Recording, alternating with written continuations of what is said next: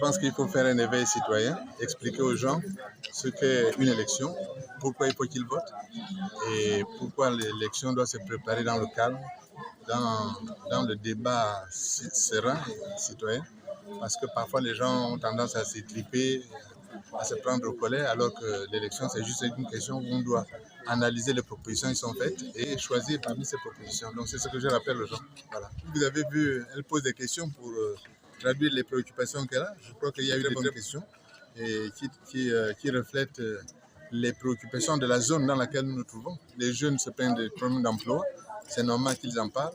Ils se plaignent de la route, c'est normal qu'ils en parlent. Quand vous-même vous voyez bien que l'état de la route n'est pas très reluisant. Je ne suis pas sûr que je ferai tous les quartiers, mais je ferai le plus grand nombre de quartiers. Et pas seulement de quartiers, le plus grand nombre de provinces. Je vous rappelle que j'ai déjà été à Oyem, que j'ai été à Port-Gentil, que j'ai été à Mouila. Je vais aller dans les prochains jours à Lambaréné. Je vais aller un peu ici et là. Mais vous savez, il y a beaucoup d'inconnus devant nous. D'abord, la première inconnue, c'est qu'on ne sait pas à quelle date l'élection va avoir lieu. Si vous prenez un pays comme la RDC, l'élection en RDC est annoncée avec une date du 4 ou du 20 décembre depuis longtemps. On sait déjà à quelle date ça va avoir lieu. Dans notre cas, on n'a toujours pas la date de l'élection. Donc, comment planifier les mouvements à l'intérieur du pays si on ne sait pas très bien combien de temps quand ça va se déclencher. Ensuite, on ne sait pas combien de temps va durer la campagne. Des discussions qu'il y a eu récemment, on a parlé de peut-être passer la période de campagne de 15 jours à 1 mois. Je ne sais pas, on ne sait pas combien de temps ça va prendre. Donc, en fonction de ce qui sera la date et la période retenue, il sera possible de dire, bon, on fait le tour du pays. En 2016, le débat a porté sur les personnes et non pas sur les projets. Et on a frôlé, à mon avis, on a joué avec le feu en 2016, dans la mesure où c'est devenu vraiment une question de personnes. Les gens s'insultaient, s'étripaient.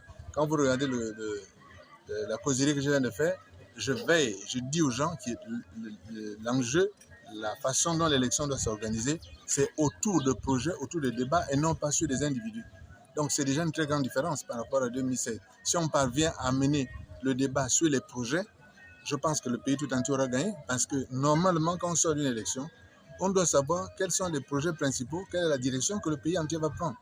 Et ça ne doit pas être une affaire où je vous traite, bon, vous me traitez avec ma tête vieille, voilà, ce vieux-là, et l'autre, ce maigrichon, ce machin. Non, la campagne doit être l'occasion de proposer quelque chose. Et ce que je propose, c'est de, si vous m'avez écouté tout à l'heure, c'est de construire notre modèle économique parce que le modèle que nous avons à l'heure actuelle n'est pas bon. Il est calé sur le commerce international. C'est le modèle qui a été mis en place au moment des indépendances en 1960. Et vous voyez bien que qu'on fasse quelque chose ou qu'on ne fasse rien, un matin on vous dit que les prix du pétrole se sont effondrés, le lendemain on vous dit que les prix sont partis à la hausse.